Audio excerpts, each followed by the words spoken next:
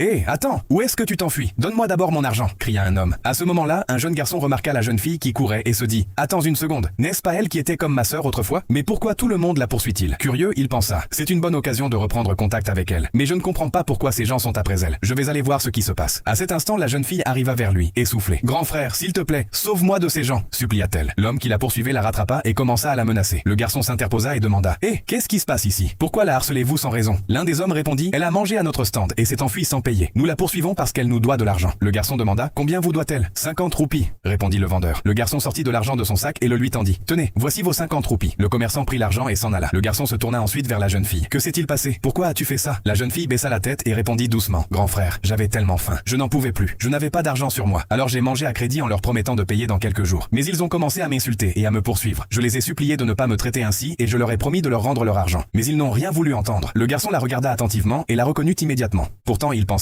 « Je ne vais pas encore lui dire la vérité. J'attendrai qu'elle me reconnaisse d'elle-même. » Puis il lui dit « On dirait que tu as besoin d'un travail. Est-ce que tu aimerais travailler quelque part ?» La jeune fille soupira. « Grand frère, je ne suis pas instruite. Qui voudrait m'embaucher? Si j'avais fait des études, j'aurais déjà trouvé un emploi. » Le garçon réfléchit un instant avant de répondre. « D'accord, j'ai une idée. Si tu ne peux pas trouver de travail, viens travailler chez moi. Tu n'auras qu'à cuisiner et garder la maison propre. Je te donnerai aussi une chambre gratuitement. Et je te paierai bien, environ 7000 roupies par mois. Ça te convient ?» Le visage de la jeune fille s'illumina. « Oh oui, grand frère. Merci infiniment de penser à moi de cette façon. Je travaillerai volontiers chez toi. Je n'ai besoin d'aucun autre travail. » Le garçon sourit à son tour et pensa « Il est temps de la ramener à la maison. » Il l'emmena chez lui et lui dit « Regarde, petite sœur, voici ma maison. À partir d'aujourd'hui, tu vivras ici. Mais ne considère pas cela comme un travail. Considère cette maison comme la tienne. Je ne t'ai pas amené ici comme une domestique, mais comme ma sœur. » La jeune fille répondit avec joie « Oui, grand frère, ne t'inquiète pas. À partir d'aujourd'hui, cette maison est aussi la mienne. Je travaillerai avec sérieux. Tu n'auras à te soucier de rien. » Le garçon lui remit un peu d'argent. « Tiens, garde cet argent pour le moment. Tu recevras ton salaire chaque mois. Attends. » La jeune fille prit l'argent. « Merci, grand frère. » Il sourit. « Très bien. Il est temps pour moi d'aller au bureau. Prends soin de la maison. » Elle acquiesça et commença immédiatement à faire le ménage. En nettoyant, elle pensa « Il y a forcément un lien entre lui et moi. Même notre façon de parler se ressemble. » Plus tard, alors qu'elle faisait la lessive, elle trouva une amulette dans l'une de ses chemises. Elle la prit dans ses mains et s'exclama « Attends, c'est l'amulette de mon demi-frère. Mais pourquoi m'a-t-il caché son identité? Peut-être qu'il ne m'a pas reconnu. Après tout, nous avons été séparés pendant notre enfance. » Elle leva les yeux vers le ciel et murmura « Merci mon Dieu de m'avoir réuni avec mon frère. » À cet instant, une femme arriva devant la porte. « Excusez-moi, est-ce bien la maison de monsieur Thomas ?» La jeune fille répondit « Oui, c'est bien sa maison, mais il est au bureau en ce moment. » La femme lui remit un colis. « Voici sa commande. Merci de la lui remettre lorsqu'il rentrera. » La jeune fille acquiesça. « D'accord, je lui donnerai. » Quelque temps plus tard, son frère rentra à la maison. En le voyant, les yeux de la jeune fille se remplirent de larmes. Il lui sourit et dit « Tu m'as reconnu, n'est-ce pas? Oui, je suis ton demi-frère. Toutes les souffrances que nous avons traversées prennent fin aujourd'hui. Ce que nos parents nous ont fait était injuste. Mais désormais, ton frère perdu est enfin de retour. » Il la serra fort dans ses bras et elle éclata en sanglots de bonheur. Narrateur, et c'est ainsi que ses frères et sœurs, séparés depuis leur enfance, finirent enfin par se retrouver. Si cette histoire émouvante vous a touché, n'oubliez pas de laisser un j'aime et de vous abonner à la chaîne. Et dites-nous en commentaire, de quel pays regardez-vous cette vidéo?